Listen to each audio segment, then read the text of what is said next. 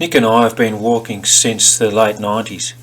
We keep reflecting on our most favourite trip, a trip that we did almost in the middle of winter to the Frankland Range in May of 2006.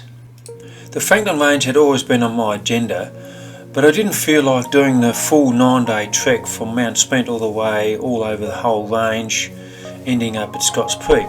So we decided to take our kayaks from Scotts Peak and paddle around 24 k's to the foot of the Frankland Range just below Murphy's Bluff. Video footage of me doing all the paddling and Maya doing nothing. Sounds good to me.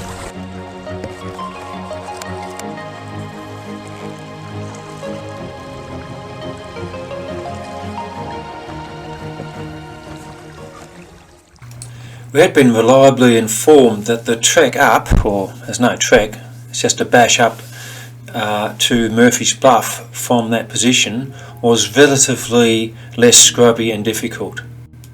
This proved to be the case, although we just managed to get to Citadel Shelf camp just before nightfall. By 6:30 that night I can still remember the icicles inside our tent, which came from our condensed breathing.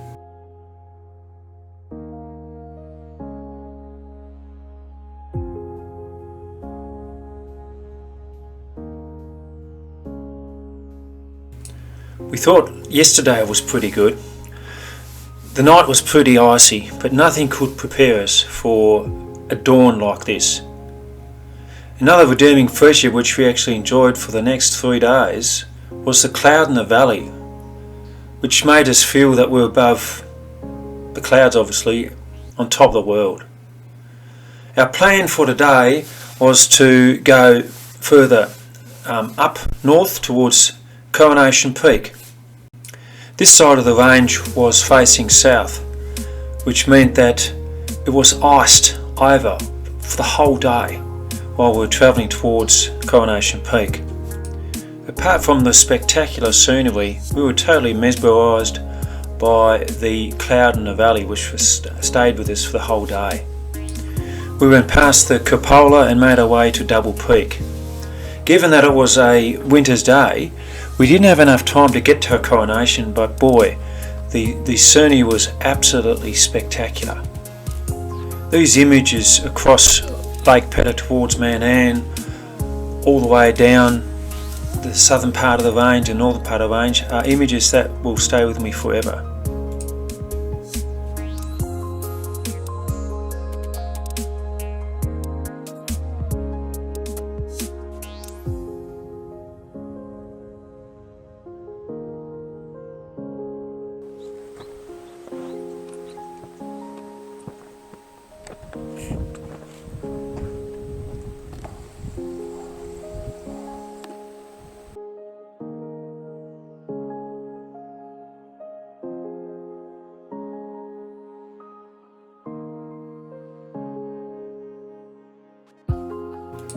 This is as close as we got to Coronation Peak, but we didn't regret it one iota because we're having such a great time. The return was very interesting.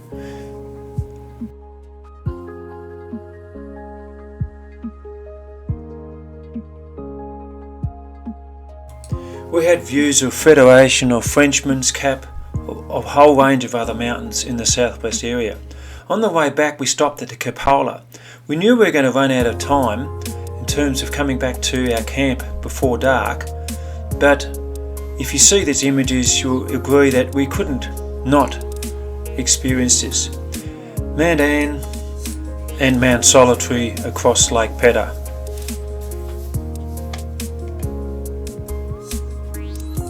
Another cold night, another beautiful sunrise. We were totally mesmerised.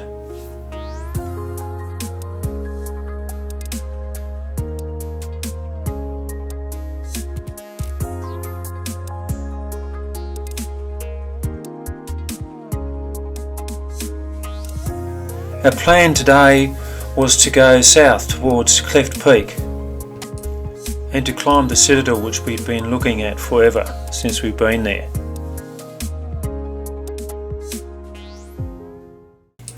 There weren't as many clouds today, so Lake Pedder showed itself a bit more. Although we still had plenty of views like Coronation Peak, and there's lots and lots of cloud about still.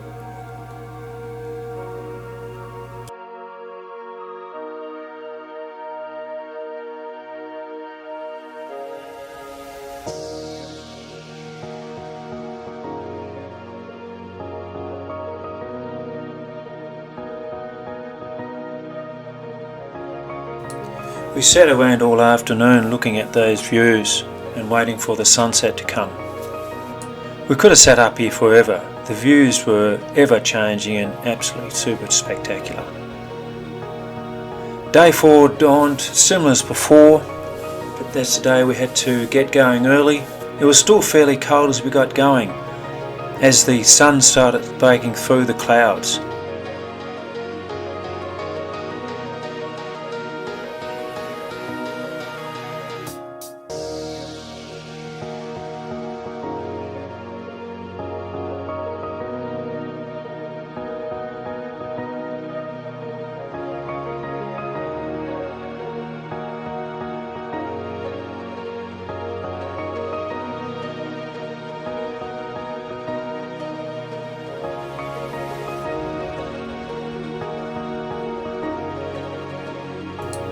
Our trip down was relatively uneventful, but we were keen to get across to the lake to experience the flat waters, mirror calm. We took it fairly slowly across the mirror-glassed Lake Pedder. We couldn't help but just keep stopping and admiring this beauty with a fantastic mountainous backdrop.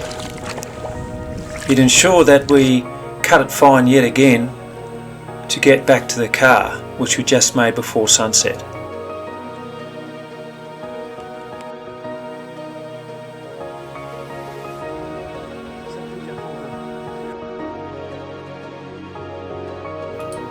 Nick and I still talk about this trip, and it's definitely our 1-2 best trips ever, as you will probably appreciate from these images.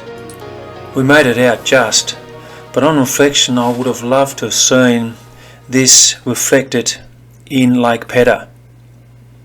That's for next time. Thanks for watching.